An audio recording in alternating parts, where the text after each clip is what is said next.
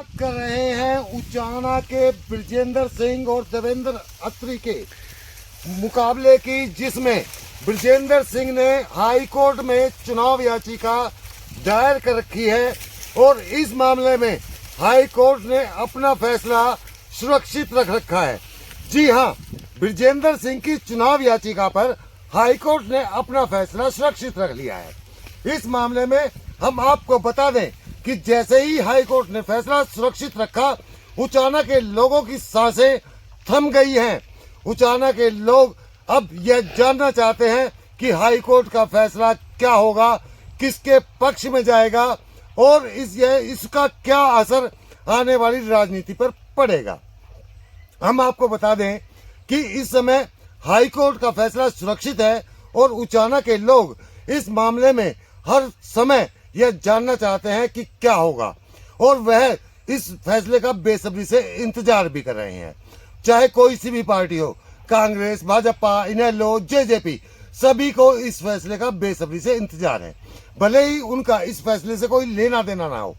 सीधा सीधा असर अगर हम बात करें तो इस फैसले का असर भाजपा और कांग्रेस पर पड़ने वाला है, लेकिन जेजेपी और इनेलो भी इस फैसले को लेकर के अपनी नजरें टिकाए हुए हैं कि फैसला क्या आएगा और उसका क्या असर पड़ेगा, क्योंकि यह फैसला कोई ऐसा फैसला नहीं है जो केवल एक विधायक या एक व्यक्ति के ऊपर असर डाले। यह फैसला बहुत कुछ कह सकता है। यह फैसला दोनों पार्टियों की रणनीति को प्रभावित करने वाला हो सकता है। अगर फैसला देवेंद्र अत्री के पक्ष में जाता है तो निश्चित तौर पर कांग्रेस के वोट चोरी के आरोप बिल्कुल धराशायी हो जाएंगे और कांग्रेस को इससे बड़ा झटका लगेगा। अगर फैसला कांग्रेस के पक्ष में जाता है तो कांग्रेस का वोट चोर गद्दी छोड़ का नारा और ज्यादा तूल पकड़ने लगेगा। इस फैसले का असर, हमारा अपना मानना है कि इस फैसले का असर केवल एक सीट और 2 आदमियों पर पड़ने वाला नहीं है।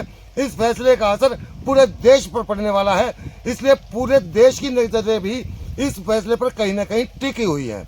इस मामले में हम आपको बताना चाहेंगे एक बार फिर कि बृजेंद्र सिंह 2024 में हुए विधानसभा चुनाव में उचाना विधानसभा सीट पर 32 वोटों से चुनाव हार गए थे। यहाँ आपको यह भी जानकारी देना चाहेंगे कि हरियाणा के इस चुनाव में यह सबसे छोटी हार थी और इसमें सबसे बड़ी बात यह थी कि 250 से ज्यादा वोट इनवैलिड हुए थे और इनवैलिड वोटों को उस स्थिति में गिना जाना बहुत जरूरी हो जाता है जहां इनवैलिड वोटों की संख्या हार जीत के मार्जिन से ज्यादा होती है। और इसी बात को लेकर के बृजेंद्र सिंह ने चुनाव याचिका दायर की थी। उसके बाद उन्होंने कुछ अमेंडमेंट इसमें किए थे, जिसके बाद यह मामला पंजाब एंड हरियाणा हाईकोर्ट में चल रहा था और अब इस मामले में फैसला सुरक्षित है। अनूप चिटकारा जी की अदालत, न्यायमूर्ति अनूप चिटकारा की अदालत क्या फैसला करेगी, इस पर पूरे देश की नजरें बनी हुई है। और उचाना तो जैसे टकटकी लगाए देख रहा है, जैसे आसमान में हम बारिश का इंतजार करते हैं, उसकी बादलों की तरफ देखते हैं, उसी प्रकार से उचाना की नजरें इस समय हाईकोर्ट के फैसले पर टिकी है। बने रहे हमारे साथ, जुड़े रहे, फिर किसी नई खबर के साथ, नए अपडेट के साथ आपके